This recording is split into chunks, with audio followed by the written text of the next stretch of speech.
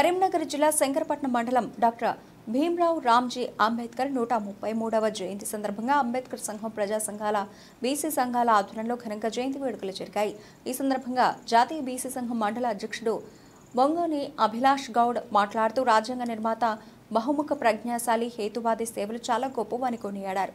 ఈ కార్యక్రమంలో అంబేద్కర్ సంఘం మండల అధ్యక్షుడు అంతాడుపుల సతీష్, మానుకొండ నియోజకవర్గం అధ్యక్షుడు మేరుకు శ్రీను తదితరులు పాల్గొన్నారు।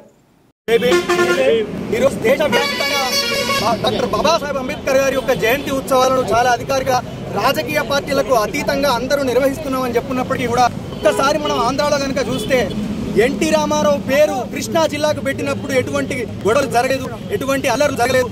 వైఎస్ఆర్ పేరు కడప జిల్లాకు పెట్టినటువంటి సందర్భంలో ఎప్పుడు కూడా ఎటువంటి గొడవలు కానీ అల్లర్లు కానీ జరగలేదు। కానీ కోనసీమ జిల్లాలో అంబేద్కర్ గారి యొక్క పేరు పెట్టినందుకు ఆ జిల్లా మొత్తం మండి అక్కడ లోకల్ ఎమ్మెల్యే ఇల్లు కూడా కాల్చినటువంటి పరిస్థితి ఆ రోజు మనం చూసాం। అంటే ఇప్పటికీ కూడా సామాజిక వివక్ష అనేది కొనసాగుతుంది। ఏ సామాజిక వివక్షకు వ్యతిరేకంగా అంబేద్కర్ గారు పోరాటం చేశారు, ఈ హక్కులను సాధించి పెట్టారు। బీసీ ఎస్టీ ఇంతవరకు కూడా ఈరోజు బీజేపీ ప్రభుత్వం 370 సీట్లు దాటాలని చెప్పి పార్లమెంట్ ఎన్నికల్లో పిలుపునిస్తా ఉంది। ఎందుకు ఇస్తా ఉంది? ఒక జాతీయ పార్టీ, ఏకైక పార్టీ 366 సీట్లు కనుక ఈ దేశంలో దాటితే వాళ్ళు రాజ్యాంగంలో ఎటువంటి చట్టాలు తీసుకురావడానికైనా, ఎటువంటి సవరణలు చేయడానికైనా వాళ్ళకు అధికారం, అవకాశం ఉంటుంది।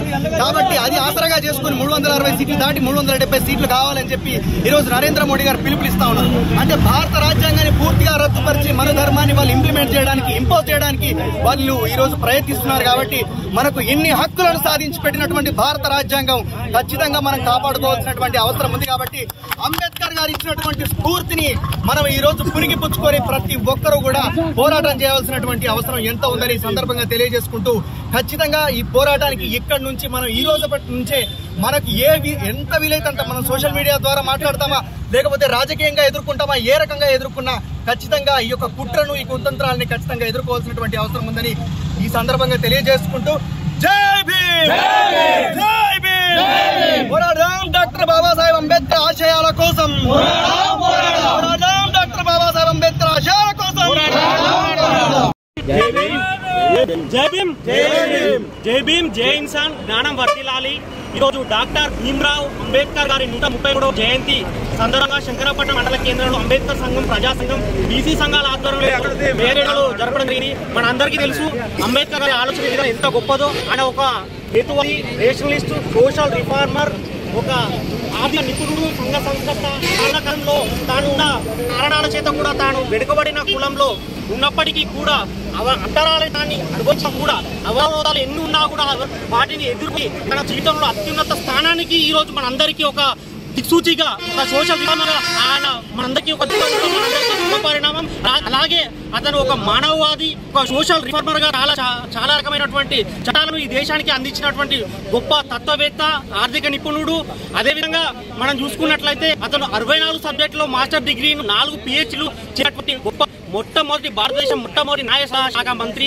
అదేవిధంగా చూసుకున్నట్లయితే అతను చేసినటువంటి ఎన్నో ఆర్థిక సంస్కరణలు కానీ, మహిళా ఉద్యమాలు కానీ ఈ దేశానికి రూపురేఖలు మార్పు చేయడానికి ఎంతో కారణమయ్యాయి।